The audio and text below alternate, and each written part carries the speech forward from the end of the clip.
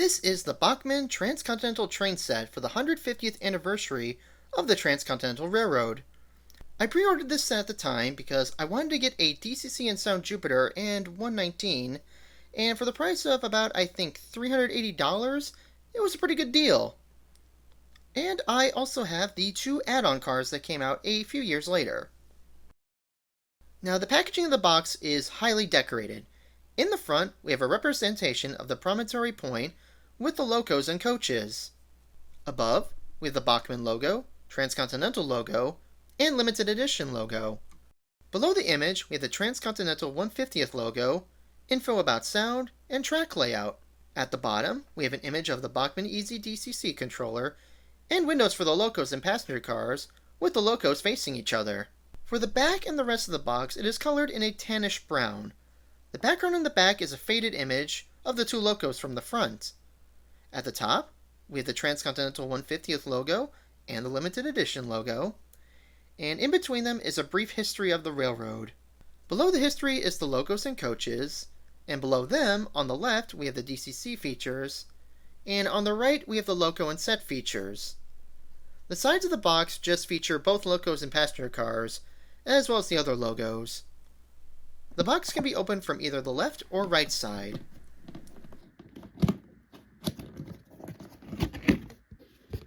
Inside the box, we have a plastic section for the locos and cars. To access them, just peel off the tape on one end and then the sides to move the clear lid up.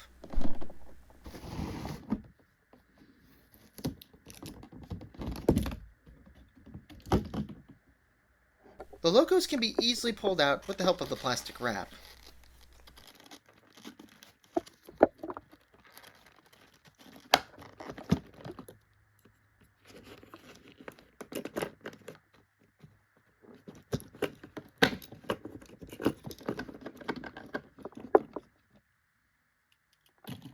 The same can be said for the coaches.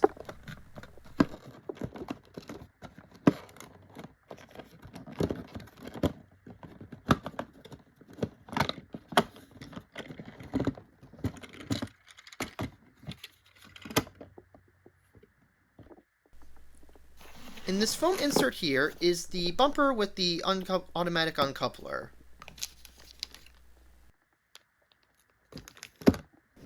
Now the other piece is cardboard with the track controller and power supply.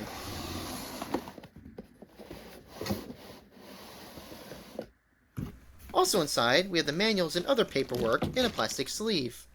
There would also be a certificate card, however, I have that framed with the Transcontinental stamps and 2 letters that my grandparents sent to me with the stamps. And in case you're wondering, my set is 108 out of 1,000.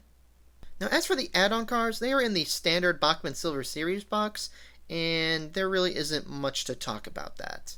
To open that box, you just open up one of the sides, and then you can just slide out the plastic container and pop the car out.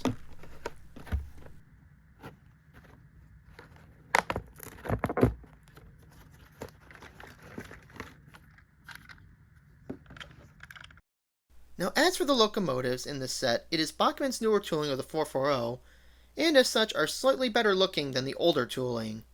And as for their paint schemes, they are very elaborate. Starting with the Jupiter, the leading and driving wheels are painted red, with the axles also painted. And while it may be hard to see, the axles on the drivers do have printed yellow stars. Above the drivers, we have gold covers, and in between them we have what Bachmann calls the side frame logo, which is blue and gold. In the front, the cowcatcher is painted blue, and the pistons are gold and blue. Now as for the smoke box, it is colored black with a gold number plate in the center.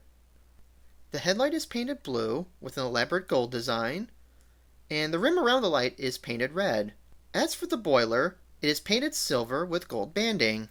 The walkway is also silver on top with a gold side. The bell in the front is molded in gold, and the sand dome is also painted blue with an elaborate gold print of the loco number and a gold tip. As for the steam dome, the bottom is blue while the top and whistle are gold. The cab is also painted blue with a red roof. On the cab, the doors and windows are highlighted and painted red. On the sides, we have the Jupiter printed in gold with a red border. In the back, the tender is base colored in blue with a gold and red bottom. On the sides, we have elaborate red and gold designs. Printed in them in gold on top, we have the CPRR, and on the center of the tender, we have the Jupiter. In the back, we have another red and gold design with the CPRR on top and the loco number on the bottom. The trucks are painted black with unpainted wheels.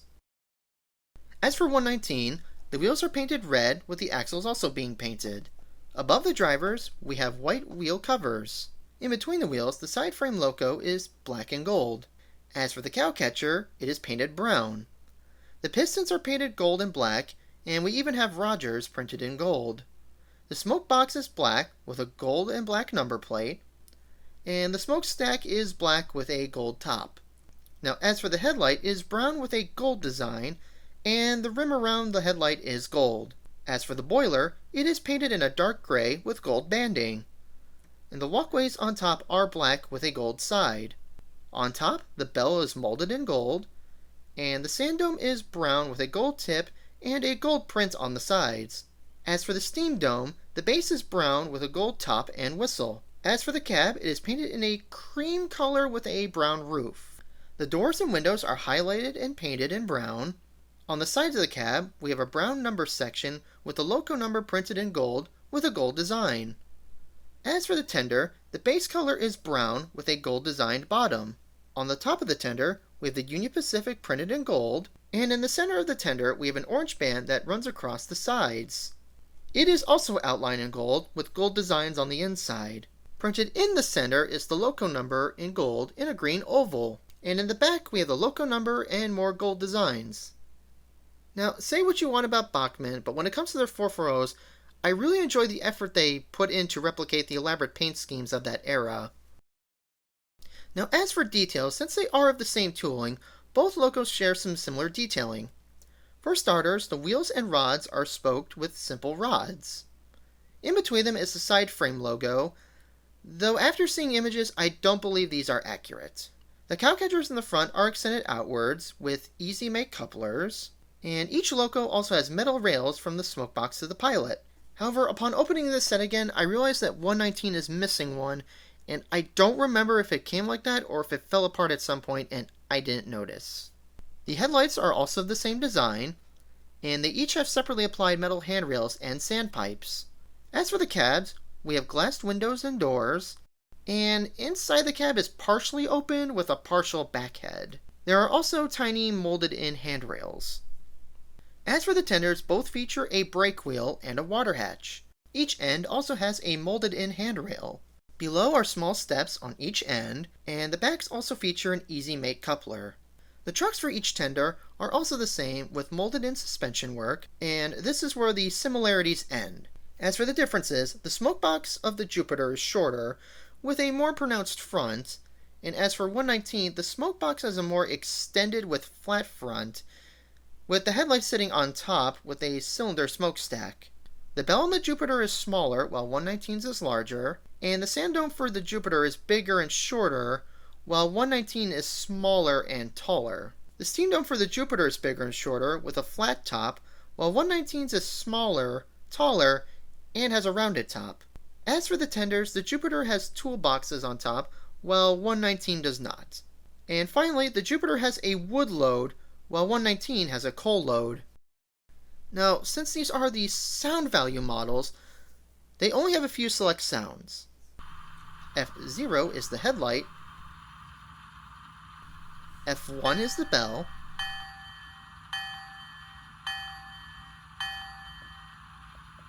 F2 is the whistle, F3 is the short whistle,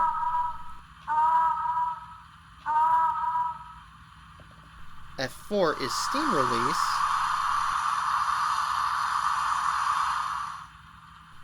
F7 is the dimmer, and F8 is the mute. As for the coaches, the two exclusive to this set is the Union Pacific No. 9 Combine and the Central Pacific No. 69 coach. The add-on coaches is the Union Pacific Coach 62 and the Central Pacific Combine No. 20. As for the paint schemes, they are both painted in a whitish tan color with a gray roof. Above the windows is a red stripe with either Union Pacific or Central Pacific in the same color as the body. Also on the body, the handrails are painted red, and the railings and the underframe of the coaches are black. The difference between the two is the Central Pacific has a red stripe running across the center, and the presentation of the coach numbers. As for the details, they are simple. For starters, the body has a molded wooden look. For the coach, we have a row of windows, while the combine has a molded-in door. On each end of the car, we have molded-in rails and doors. And on the decks, we do have separately applied railings with a molded chain and brake lever. The decks themselves have stairs with a wooden floor look, and there is no interior detailing. For the roof, we have molded-in rivets and chimneys. In between the windows, we have a molded-in woodwork, and as for underneath, we have separately applied braces. And in the floor, we have molded-in brakework, braces, and a wooden floor. The trucks also have molded-in suspension work and metal wheels, and each car is also equipped with an easy-mate coupler. For this running session, we will be using the track setup included in the set, that being a loop with a siding, and the siding can also fit the add-on coach.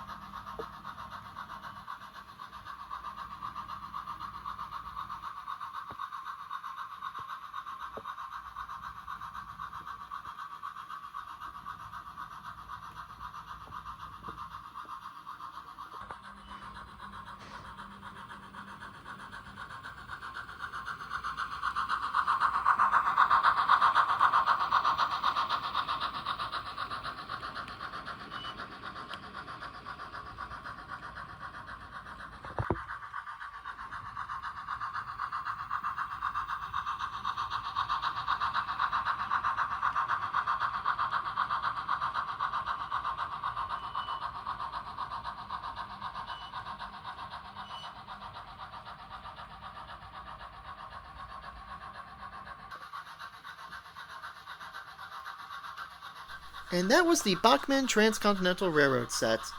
It is a fun set they came out with, and it's also a great beginner set into DCC.